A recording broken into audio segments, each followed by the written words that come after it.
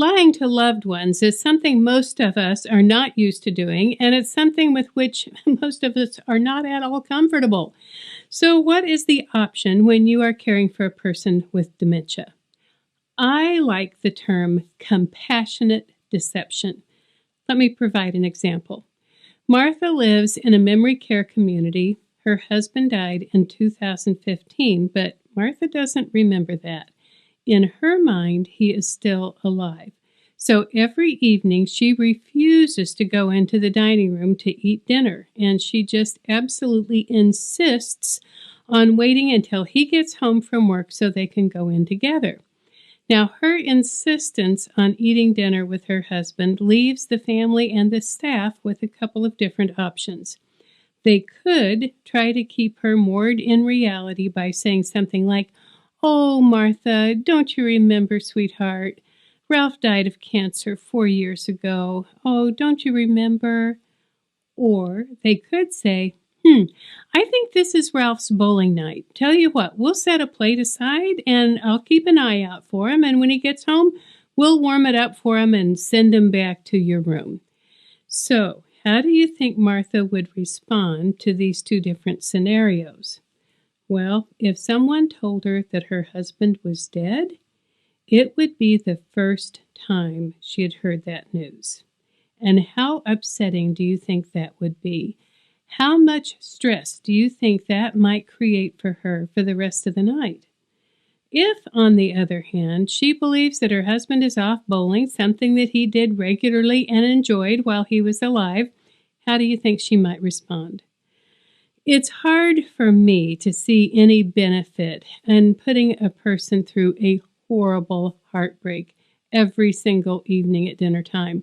So I enthusiastically support telling her that he's bowling and he won't be home until after she's gone to bed. Now, some of you might say, well, that's lying. And, I will concede it is not telling the truth. That's why I prefer the term compassionate deception. And I cannot see any harm at all in loosening the reins on reality if it helps a person with dementia-related disease feel safe, secure, and happy. People with Alzheimer's and other diseases can lose track of time and place. They may think it's 1951. They may be watching a movie and think that they are one of the characters and they are actually living the experience. A friend of mine who lived in a college town told me that she and her husband had had season tickets to the school's basketball team for decades. And then when her husband got to the point that it was just too difficult to take him to the games, she gave up the tickets and they started watching the games on TV. Well, it went fine until the end of one televised game when he stood up and said, "Okay, it's time to go home." And she said, "Well, we are home." And he was like, "No, the game is over. It's time to go home." And they went around and around and around about it. She kept telling him he was home. And he just got more and more entrenched in the belief that they were still at the basketball arena. So trying to orient him, she took him by the hand and led him from room to room, saying, "See, there is our kitchen table. And there is your bed. And here is your favorite chair." And when she opened up the garage door, all exasperated, and said, "And this is our car," he said, "Well, thank goodness, I thought we'd never find it. We can finally go home." And she stood there and watched as he walked around to the passenger side and opened the door to get in. And she thought, well, what the heck, I'll give it a try. So she grabbed her keys, backed out of the driveway, and drove around the block. And when she came back and opened the garage door, drove in, he was as happy as he could be. So let's just do a quick review. Dementia destroys brain cells and the connectors, and it is causing the brain to die. This is going to cause confusion and the loss of so many memories and abilities.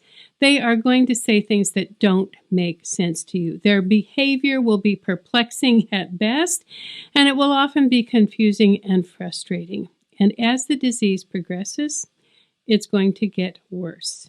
This is not going to be an easy journey for them or for you, but if you can be aware of the situations that cause them to experience stress, and if you can try to avoid them, if you can accept that they are not intentionally trying to upset you, if you can release your need to be right, and if you can choose to cajole rather than argue, explain, or convince, and if you can accept that they did not get to choose which people, which abilities, or which memories got erased, or which ones will stick around for a little bit longer. It will help to keep their stress levels low and their behaviors a little more manageable if you can do these things and once in a while practice a little compassionate deception.